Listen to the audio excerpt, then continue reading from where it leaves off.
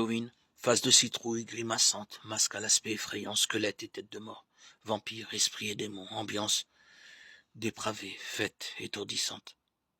Derrière Halloween se cache davantage qu'une fête banale, qu'une bonne affaire, davantage qu'une citrouille illuminée.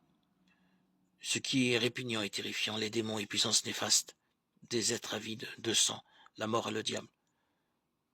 Tout cela est banalisé et tourné en dérision. Comme avec d'autres rituels magiques, on cherche à détourner le mal.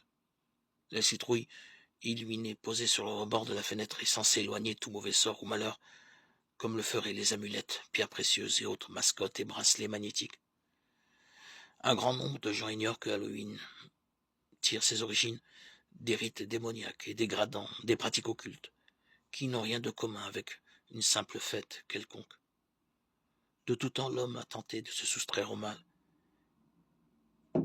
et de détourner le malheur. On essaye par une foule de moyens. Plus on fout, mieux ça vaut. Il en va de même pour Halloween, et pourtant c'est précisément le mal que l'on cherche à éloigner ou à rendre anodin qui a du pouvoir sur de nombreuses personnes. Il y a dans ce sens de bon nombre d'exemples. Mécontentement et égoïsme, familles déchirées, mobbing, violence dans les cours d'école, injustice et mensonges, scandale et corruption, drogue et suicide, guerre et terrorisme. Pourquoi donc le mal a-t-il un tel pouvoir? La Bible, la parole de Dieu, nous fournit une réponse claire. Ce sont vos péchés qui vous privent de ces biens. Jérémie 5, 25. Nos péchés nous entraînent dans la sphère d'influence du diable. Il ne sert à rien de croire que les démons et les esprits soient gentils. Le diable est une réalité, et par son péché, l'homme est devenu son esclave. On parle certes beaucoup de liberté et d'autonomie, mais le péché réduit l'homme à l'esclavage. Que nous l'admettions ou non, l'homme est manipulé par le diable. La face lugubre est une réalité. Où cela peut-il mener? La fête d'Halloween prend une fin. On range les accessoires et les costumes. Cependant, notre faute est bien commise et ne se laisse pas ranger. La puissance des ténèbres reste et nous conduit à la perte. Le Dieu saint et tout-puissant dit le péché est la honte des peuples. Proverbe 14, 34. Car le salaire du péché, c'est la mort. Romains 6, 23.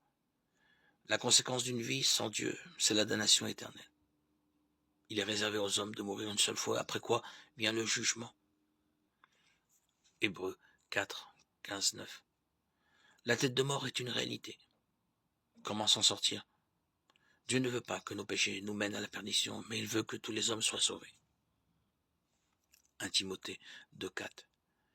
Dieu sait parfaitement que par ses propres forces, l'homme ne peut parvenir à se libérer du péché et de l'emprise du mal. C'est pourquoi Dieu lui-même nous a donné le moyen de nous en sortir. Jésus-Christ, le Fils de Dieu, dit « Je suis le chemin, la vérité et la vie. Nul ne vient au Père que par moi. » Jean 14, 6, 7.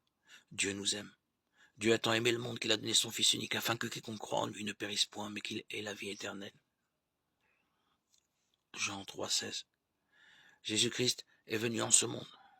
Comme nous, il a vécu notre condition humaine, mais il fut le seul à ne pas commettre de péché. Hébreux 4, 15. Pourtant, il a pris sur lui le salaire du péché, la mort, et a donné sa vie sur la croix. Il a accepté de subir ce que nous avons mérité. Son sang a coulé pour nous. Le Fils de Dieu est ressuscité. Il est vivant et il nous donne une vie nouvelle.